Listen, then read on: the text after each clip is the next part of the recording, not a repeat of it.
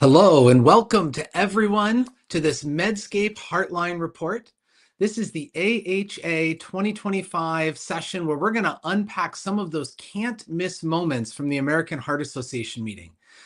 I'm your host here. I'm Dr. Geoffrey Barnes. I'm at the University of Michigan, and I am delighted to be joined by my friend and true guru of all things cardiology, Dr. Martha Gulati. Martha, welcome. Thanks for having me. I'm so happy to be here. Well, you know, there was so much great science that was presented at the AHA 2025 meeting. We would need 15 hours to even begin to cover all of it. But in these next 15 minutes, I thought we could hit on 4 different items that were presented and really unveiled at the meeting, because there was a lot of great science.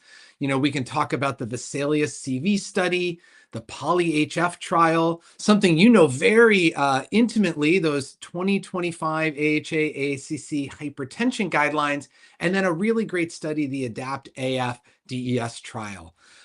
Maybe to kick us off, would you maybe introduce and overview the Vesalius CV study? Give us a little take home from that one. Yeah, Vesalius, I think, was the highlight of AHA. I have never seen when somebody's presented not just the amount of clapping that went on, but multiple times where I thought that she was going to get a standing ovation for the presentation. And pretty much in my mind, she did. So Vesalius was a study looking at evolocumab compared with placebo in people who had not had a cardiac event. It seemed like it was a primary prevention trial, but we can talk about whether we really think it's primary prevention or not. But these were people who had not had a cardiac event. Their LDL had to be above 90. They could be on other cholesterol lowering medications, but using a PCSK9 inhibitor and comparing that to placebo, we saw a reduction in major adverse cardiovascular events by about 25% in the treatment arm compared to placebo. And also a mortality benefit. When they looked at it was a pre-specified endpoint. They saw a reduction in cardiovascular mortality by 20%. And again, you know, these were not people who had had a heart attack or stroke, which is what was studied in prior studies. You know, usually that's the highest risk group.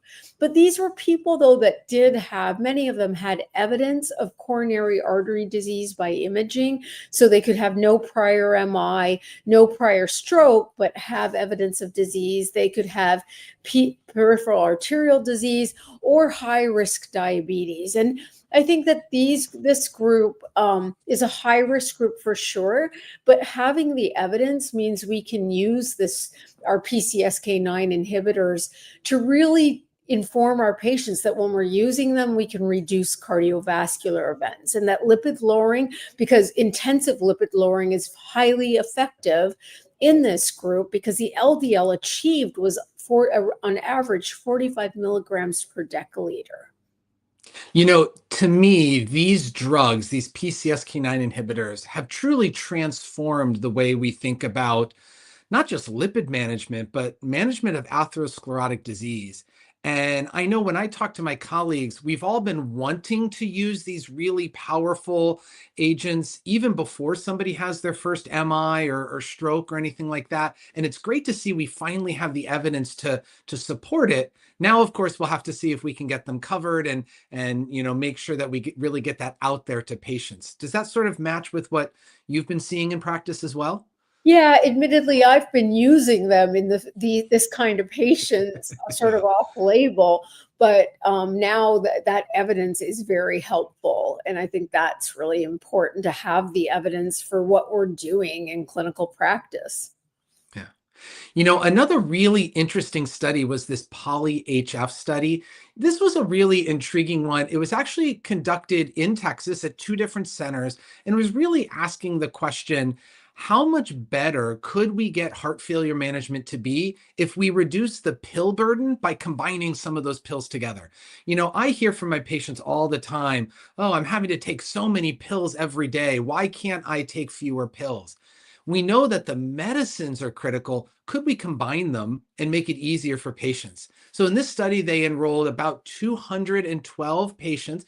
Interestingly, this was a very maybe a group that had a lot of healthcare disparities, 54% Black, 33% Hispanic, more than 40% with food insecurity, and many even with housing instability. So this was a group that, is not our typical trial population.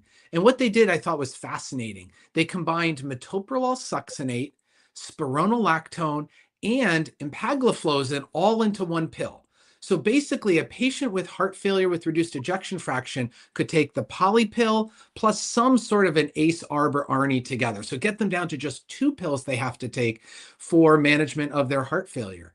And at 6 months, they found improvements in ejection fraction that went above and beyond what people taking the individual medicines all got, as well as better quality of life scores, and importantly, better medication adherence. In fact, they had a secondary study that looked at a subgroup of them, and they found that 60% of patients were taking 6 or more medications, and half of them said we're often missing doses here or there. So anything we can do to reduce the pill burden, help with sort of that medication adherence, really seems to improve not just the clinical measures of ejection fraction, but really those quality of life measures, med adherence, things that we know are going to contribute to their outcomes.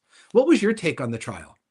Yeah, I love the trial. And I think one of the things that we know in that particular patient population is, as you mentioned, the number of medications that are thrown at them. Yeah. I think that anytime we have too many medications, it's so hard for people to be compliant with them for a variety of reasons, cost alone. And I love the Mm-hmm. idea of a poly pill for a lot of conditions, but certainly for HFrEF really makes sense. My only criticism of the study, if I can have a little criticism, is just there's only 22% women. And I think that Yeah. they should have tried to get more women in the trial, but I love that they studied a group, like you said, a group of people that we traditionally don't put into trials. And that group is perhaps the people that have the hardest time with compliance. So great study. And I think that a game changer, and a game changer that in the way that we should think about when we have diseases that need more than one medication. And anytime we can make a combination medication, it would be better. Well, those combo medications, the poly pills, are certainly, I think, a promising area. Of course, we need to get them actually available to everyone so we can use them. But speaking of things that are available, I want to turn now to the most recent hypertension guidelines. Again, something you know so well. Help us unpack what are the most important things that came out of these guidelines that we can do today when we're seeing patients in clinic? Yeah, the hypertension guidelines, I hope, will change clinical practice in an important way. I think, we talked with the last guidelines at the target blood pressure being 130 over 80 or under, but this is Mhm. really emphasized in these guidelines to really that for most patients, not just high risk patients, that everyone needs to have their blood pressure well controlled, and the Yeah. target should be under 130 systolic and under 80 diastolic. And really, honestly, if somebody can tolerate it, our goal really can be let lower, Mm. under 120 systolic and under 80 diastolic. And it's especially important for the high risk patients. I think that, we need to be thinking about, as long as they can tolerate it, get them there. And I think we often hesitate, like we, even if patients are at 140, a lot of people stop there. So I think that we really now have emphasized the importance and the benefit of this. And hopefully that's a game changer. For low risk patients, I like how the guidelines addressed it. I think we don't give enough emphasis to lifestyle changes. And I think that by really putting that as the first step for 3 to 6 months, let our patients who are low risk do the lifestyle changes. Hmm. People have a lot of lifestyle changes. Some people don't. So sometimes you can almost guess who is going to have a benefit Yeah. with the lifestyle changes if they really adhere to it. And it can really empower a patient to see that things change. And for some people, you realize, look, it's not going to change because you're doing everything right, but we still need a lower number. So I think that 3 to 6 month window is given. But if they still aren't at goal, then you can start medication even when they're low risk.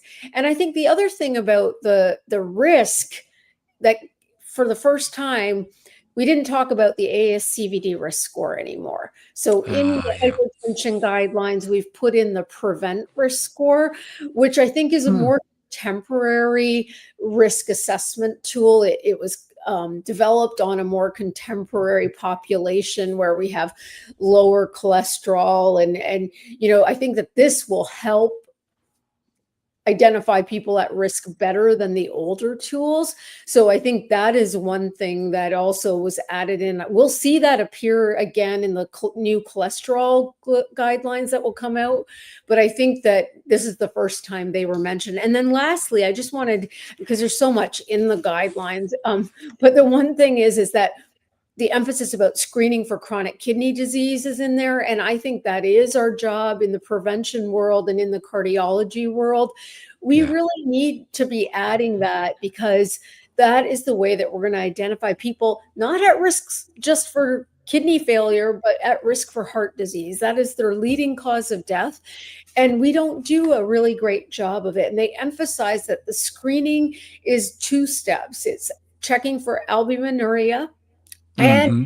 EGFR. We do have EGFR automatically in our labs, but we need to get people to start checking the urine albumin to creatinine ratio. It's easy to do. It's not like when I trained and I collected 24-hour urine collections. It can be a spot urine analysis at any time that you see the patients. Ideally, it's in the morning, but don't wait for the morning appointment, because you may not see the patient at that time. Do a screening. If you need to confirm it, you can get it. But I think doing more of that is also going to help our patients. And that's part of the prevent risk score as well. It's in there. So if you have that information, you can better identify patients at risk. The guidelines are just chock full of a lot of great clinical information to help us better care for patients. I think a big take home for me is they're really asking us to fight our tendency for clinical inertia. We're so busy. We see a patient in clinic that blood pressure is 138 over 84, and we just want to say that's fine, move on. And I think these guidelines are really telling us no, we need to do more, because lower is better for many, and I would argue most of these patients. The question, of course, is how do we build our systems, and how do each of us try to get there? And I don't know if you have any quick ideas or tips or tricks to make sure that we're doing our best for patients when it comes to hypertension management. Well, I think one thing is make sure your team knows how to measure blood pressure. There's a lot of Hmm. clinical inertia because people don't believe their blood pressures. And we need to be really, the whole team needs to be trained on taking blood pressure accurately, more assessment of blood pressure at home.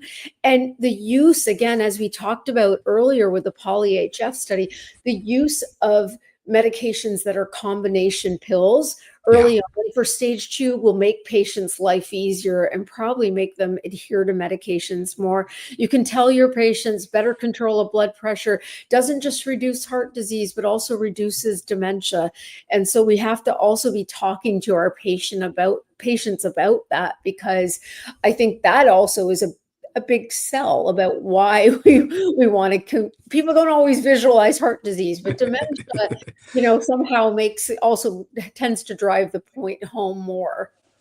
Well, if we go from less is more, the message of or lower is better, sorry, the message of the Yeah. guidelines, to less is more, the ADAPT AF-DES trial was another study in a line of trials looking at what we should do when patients have atrial fibrillation and need to be on an anticoagulant, but also have had a coronary stent placed, a PCI.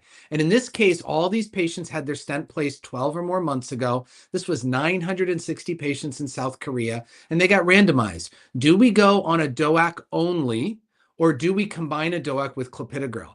And what they saw here is that the net adverse clinical events at 12 months were significantly reduced, about 50% reduction when we went with a DOAC only, meaning drop the P2Y12 inhibitor. And that was true for the combination of major and clinically relevant non-major bleeding, as well as stent thrombosis and MI. All of these were numerically reduced in the DOAC only group. So this is something we've seen now in 5 different trials. We really need to sort of grab a hold of this. For patients with AFib and stable CAD, drop the P2Y12 inhibitor, just keep them on the anticoagulant. And I think that's really going to be the best way to care for most of these patients going forward. One of the things that all of these studies really highlight for us is the importance of interprofessional and interdisciplinary partnerships.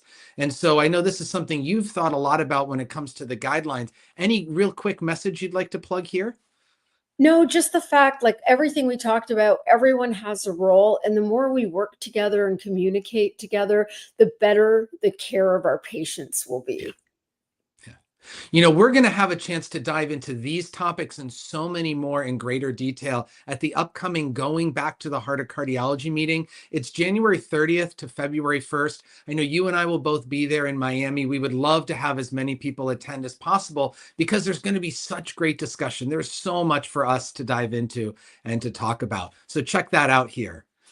Thank you all for joining us. Go ahead and scan this QR code to claim your free credit, and we look forward to seeing you on another episode in the near future.